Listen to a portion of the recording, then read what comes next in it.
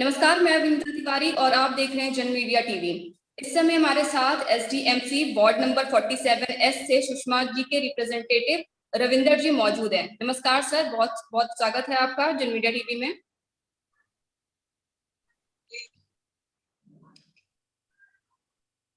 Sir, आवाज आ रही है आपको हमारी?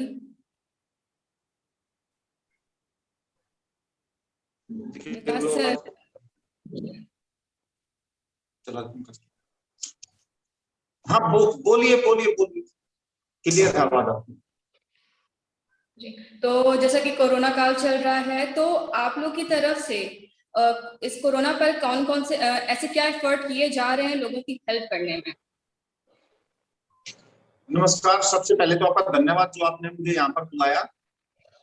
अब देखिए कि अभी तकरीबन 1-1.5 महीने से पूरी दिल्ली में कोरोना का कहर रहा है, लेकिन इस कहर के बीच में भी हम भी इफेक्टिव हुए हैं, आप सब भी काफी लोग इफेक्टिव हुए हैं। लेकिन फिर भी एमसीडी ने जैसे पिछले साल कार्य किया था वो आप सबने देखा, और अब भी आज के दिन भी चाहे वो आप स्टार्ट हम कर सकते हैं, चाहे हमें अपने वार्ड को सैनिटाइज करना हो, एक एक गली को सैनिटाइज हमें करना हो। तकरीबन हमारे वार्ड में 150, 160, 140 के करीब केस आते हैं। हमारी एमसीडी की जो सैनिटाइजेशन टीम है वो तकरीबन हर घर को बाहर से सैनिटाइज करती है, पूरे घर को, जितने भी केस रोज आते हैं रोजाना। उसके अलावा हमारे वार्ड में 5 हमारे गांव हैं, चाहे वो बरथल गांव हो, चाहे दूसरस गांव हो, चाहे कामनोली गांव हो, चाहे बागतोला गांव हो, शाहबाद मोहम्मदपुरी का हमारा बड़ा गांव है। सेक्टर 8 और सेक्टर 9 भी इसी में आते हैं द्वारका के। और राजनगर की अब तकरीबन 20 गलियां हमारे इस वार्ड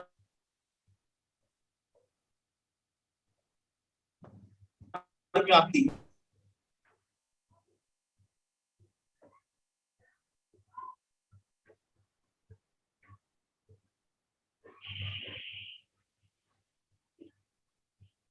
नमस्कार, जन मीडिया टीवी में आपका स्वागत है।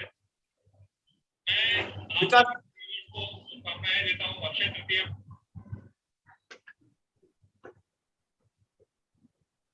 विनीता जी, आवाज आ रही है आपको? सर, आपका वीडियो बहुत ही पॉज हो जा रहा है, बीच बीच में आवाज चली जा रही है आपकी। अच्छा, हाँ, अब ठीक है। जी सर, कंटिन्यू करिए। हाँ, कंटिन्यू। तो जैसे मैंने सैनिटाइजेशन की बात की, आप जाकर कहीं भी देख भी सकते हैं, पूरे वार्ड में सैनिटाइज होता है। चाहे वो हमारी जेटिंग मशीन हो, सुपर जेटिंग मशीन हो, हमें सप्ताह में वो एक बार मिलती है। लेकिन इसके अलावा जो हमारी टीम है सैनिटाइजेशन की, उसको हम टुकड़ों में बांट के 3-3, 4-4 का ग्रुप बना के कभी न कभी, कभी बरथल गांव में, कभी धूलसिरस, कभी बागडोला, हम उसको गलियों को, छोटी गलियों को सैनिटाइज करते हैं। और जहां पर बड़ी गाड़ी जाती है हम उसको बाहर बड़ी गाड़ी सैनिटाइज करते हैं सुपर जेटिंग मशीन से। जो दूसरा विषय आता है, जो हमारे कोविड पीड़ित परिवार होते हैं वार्ड में, जो सबसे बड़ी एक समस्या आती है कि एक परिवार में मान लीजिए 4 सदस्य हैं और 4 सदस्य के 4 सदस्य कोविड से पीड़ित हो गए। जो उनको समस्या आती है सबसे बड़ी, जो उनका कोविड वेस्ट होता है, घर का कूड़ा चाहिए जिसको हम बोल सकते हैं, उसकी बहुत बड़ी समस्या होती है। लेकिन हमने कितनी एक अच्छे तरीका अपनाया हुआ है कि हमने सबको अपने फोन नंबर दिए हुए हैं, और हर घर से तकरीबन 100% जो जितने भी पीड़ित परिवार होते हैं वहां से कोविड का वेस्ट डेली हमारा एक टिप्पर स्पेशलिस्ट के लिए हमने लगाया हुआ, सिर्फ स्पेशल इसी कार्य के लिए। वो हर घर से, उनके घर से कूड़ा उठाता है। 100% हमने इस कार्य को हम कर रहे हैं, जो सबसे बड़ी समस्या आती है। दूसरी, उसी परिवार में एक समस्या आती है कि जब पूरा परिवार पीड़ित परिवार हो जाता है, उनकी खाने की एक समस्या रहती थी। हमने जब ये केस पढ़ने शुरू हुए, सबको मैसेज के माध्यम से, व्हाट्सएप के माध्यम से, फोन के माध्यम से, आरडब्ल्यू के माध्यम से, ग्राम प्रधान के माध्यम से, हमने सबको अपना एक फोन नंबर, एक ऑफिस का फोन नंबर दिया हुआ है। जिनको भी खाने की जरूरत होती है हमें वो फोन कर देते हैं, हम उनके पास में सुबह, चाहे दोपहर में, चाहे शाम को, तो तीनों टाइम का खाना हम उनके पास में, हमारे कार्यकर्ता जो भारतीय जनता पार्टी के कार्यकर्ता, उनके माध्यम से उनको पहुंचा रहे हैं। और जो सबसे बड़ी समस्या एक और आती है कि जब लॉकडाउन लगता है तो जो बॉर्डर एरिया होता है, जो हमारे सफाई कर्मचारी है तकरीबन वो बॉर्डर हरियाणा से आते हैं, लेकिन अब सफाई कर्मचारियों की 50% उपस्थिति होती है, लेकिन वार्ड में फिर भी हम रोटेशन के हिसाब से 100% सफाई करवा रहे हैं। तो हमारा ये प्रयास है कि इस विपदा की घड़ी में एमसीडी अपना कार्य अच्छे तरीके से करे। अब उसके अलावा आप जो मैं को बात बताना चाहूंगा, शाहबाग मोहम्मदपुर में एक हमारा टेस्टिंग सेंटर है, एक वैक्सीन सेंटर है, एक सेक्टर 9 में हमारा वैक्सीन सेंटर है, एक हमारा बामनोली गांव है, वहां पर एक टेस्टिंग सेंटर है और एक वैक्सीन सेंटर है। हम एमसीडी के माध्यम से, मैं ये आपको दावे के साथ कह रहा हूं, हमारी टीम, एमसीडी की टीम उस स्थान को रोज सैनिटाइज करती है। सुबह बिल्कुल जाके सैनिटाइज हमारी टीम जाके करती है कि वहां पर व्यक्ति वैक्सीन लगवाने आए, टेस्टिंग करवाने आए तो वो उस चीज से इफेक्टिव ना हो। तो हमारे प्रयास है कि हम अपने वार्ड में इस समय भरपूर अपने जनता के वार्ड के लिए हम कार्य करें। और तो जैसे कि सर जो नए वैक्सीनेशन, कोई आपके वार्ड में कोई नए वैक्सीनेशन सेंटर्स ओपन हुए हैं या नहीं? देखो मैं आपको बताना चाहूंगा कि अभी हमारे जो 18 साल से लेकर 44 साल की उम्र के हैं, हमारे वार्ड में कहीं भी वैक्सीन कोई भी सेंटर नया ओपन नहीं हुआ है। इसके लिए मैंने कल जो हमारे डीएम है डॉक्टर नवीन अग्रवाल जी और कुछ पार्ट हमारा शाहबाग मोहम्मदपुर का बारडोला गांव का लगता है नई दिल्ली जामनगर हाउस में, वहां की हमारे डीएम है तन्वी गर्ग जी, उनको मैंने पत्र लिखा है कि हमारे वार्ड में कम से कम 2 या 3 वैक्सीन सेंटर खोल दिए जाएं। नहीं तो आज की हालात ये है कि एक वैक्सीन सेंटर एक सेक्टर 6 में ही पड़ता है बस, ओनली 4, और हमारे आसपास कोई भी वैक्सीन सेंटर नहीं है। तो वहां पर वो नहीं तो उनको अवेलेबिलिटी हो पा रही नहीं जाने की, तो वैक्सीन सेंटर लगे नहीं पा रहे। मैं और ये मैं आपके माध्यम से एक जो दिल्ली सरकार में हमारे हैं विधायक जी, हमारे भूपिंदर सिंह जून जी हैं, और दिल्ली के मुख्यमंत्री अरविंद केजरीवाल जी से मैं ये एक मांग करता हूं कि हमारे वार्ड में कम से कम 2 वैक्सीन सेंटर वो खोल दे, जो हमारे वार्ड की जनता भी 18 साल से 44 साल की जो उम्र की हमारी है, युवा है, उससे बड़ी उम्र के हैं, वो इस वैक्सीन को लगवा पाए।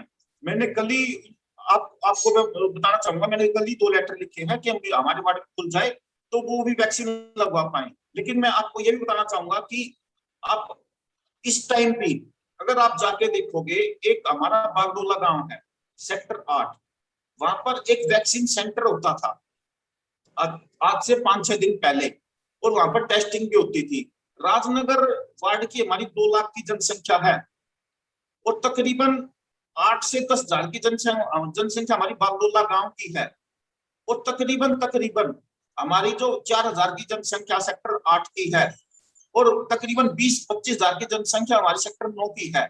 एक वैक्सीन सेंटर था जहां पर 45 साल से बड़ी उम्र को वैक्सीन लगता था। दिल्ली सरकार ने उस वैक्सीन सेंटर को भी बंद कर दिया। अब बताइए क्या ऐसे कार्य होता है दिल्ली सरकार का? एक तरफ मैंने आपको इतनी अच्छी बातें बताई कि एमसीडी अपने माध्यम से कितना कार्य कर रही है, लेकिन अरविंद केजरीवाल सिर्फ उनका एक टारगेट है कि अगले साल जो चुनाव आएगा उसको देखते हुए वो भेदभाव कर रहे हैं, बिल्कुल भेदभाव कर रहे हैं। मैं आपके माध्यम से आरोप लगाना चाहूंगा कि बिल्कुल भेदभाव कर रहे हैं। नहीं तो इस टाइम पर वैक्सीन सेंटर खुलने चाहिए, उन्होंने वैक्सीन सेंटर बंद कर दिया हमारे वार्ड से।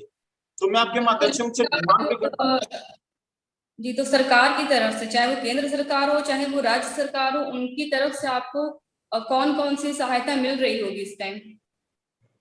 देखिए एमसीडी के माध्यम से जो कार्य मैंने आपको बताया वो काम एमसीडी कर रही है।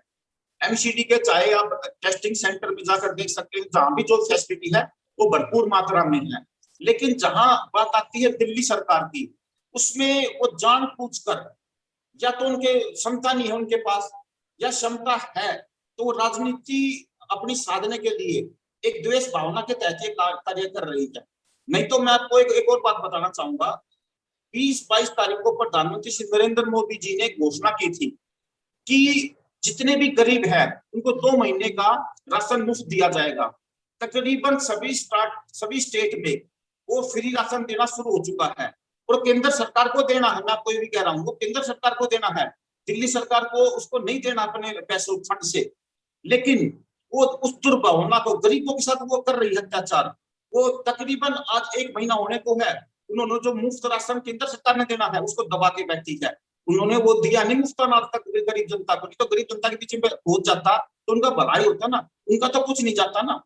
तो मैं आपके माध्यम से मैं अपील भी करता हूँ, अरविंद केजरीवाल जी आप राजनीति कर लेना, बहुत टाइम आएगा, कर लेना, बहुत टाइम आएगा, लेकिन इस टाइम पर गरीबों के लिए, जनता के लिए तकलीफ द्वेष भावना से हटाकर और कार्य कीजिए। तो आप इस कोरोना काल में लोगों से, जो जनता है, आप उनसे उनसे क्या बोलना चाहेंगे? देखिए मैं जनता से एक अपील करना चाहूंगा, और मैं इस मामले में मैं बोल भी सकता हूं कि जो हमारे वार्ड की जनता हो काफी समझदार है और जागरूक भी है, वो जितने भी गाइडलाइंस है उनको फॉलो कर रही है। लेकिन मैं फिर भी आपके माध्यम से मैं एक अपील करना चाहूंगा कि ये कोरोना जो महामारी फैली हुई है, इसको हम समझदारी से अपने घर पर रहकर, देखो मैं भी समझता हूँ घर पर कब तक रहे, लेकिन ये ऐसी टाइम है कि हम घर पर रहकर अपने अपने परिवार को, अपने समाज को हमें सुरक्षित रखना है। तो घर पर रहे, घर से जब वो बाहर निकले तो जरूर मास्क लगाए। मेरा हाथ जोड़ के निवेदन है कि वो जरूर मास्क लगाए, सैनिटाइजर का प्रयोग करे और भीड़ भाड़ में कम से कम जाने से बचे। मेरा ये जनता से एक निवेदन है। लेकिन मैं इस मामले में मैं बोल सकता हूँ मेरे वार्ड की जनता बहुत ही जागरूक है, और मैं इसके लिए मैं उनका धन्यवाद भी करता हूँ, जो हम अपील करते हैं उसको मानते भी हैं। इसी की वजह है कि हमारे जो वार्ड में है इतने केस नहीं आ पाए, हमने उनको कंट्रोल में रखा एमसीडी के माध्यम से। तो मेरी एक फिर दोबारा ये है कि मास्क जरूर लगाए जो भी घर से बाहर निकले। ये तो जैसा कि रविंदर जी ने बताया कि वो जो उनके निगम के जो लोग हैं, जो उनके वार्ड के जितने भी कर्मचारी हैं, वो लोगों की किस तरह से सहायता कर रहे हैं, और ये काफी सराहनीय कार्य है, क्योंकि इस कोरोना काल में जहां लोग एक दूसरे से मिलना तक नहीं चाहते हैं और लोगों को जल्दी देखना नहीं चाहते हैं, वहां पे कुछ ऐसे लोग भी हैं जो हर चीजों को साइड में रख के जितने भी लोग हैं जो कोविड पेशेंट्स हैं उनकी मदद कर रहे हैं।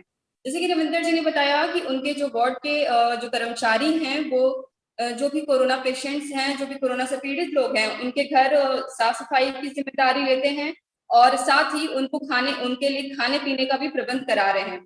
साथ ही साथ रविंदर जी का दिल्ली सरकार से रविंदर जी की ये भी मांग है कि दिल्ली सरकार हर जगह वैक्सीनेशन सेंटर्स खुलवाए जल्द से जल्द, और जो राशन उनको मुफ्त में गरीबों को बांटना था उसको बांटने का काम वो जल्द ही शुरू करें। बहुत बहुत धन्यवाद रविंदर जी, आपने हमें अपना समय दिया, हमसे जितनी भी चीजें थी वो शेयर की। बहुत बहुत धन्यवाद आप, बहुत बहुत धन्यवाद।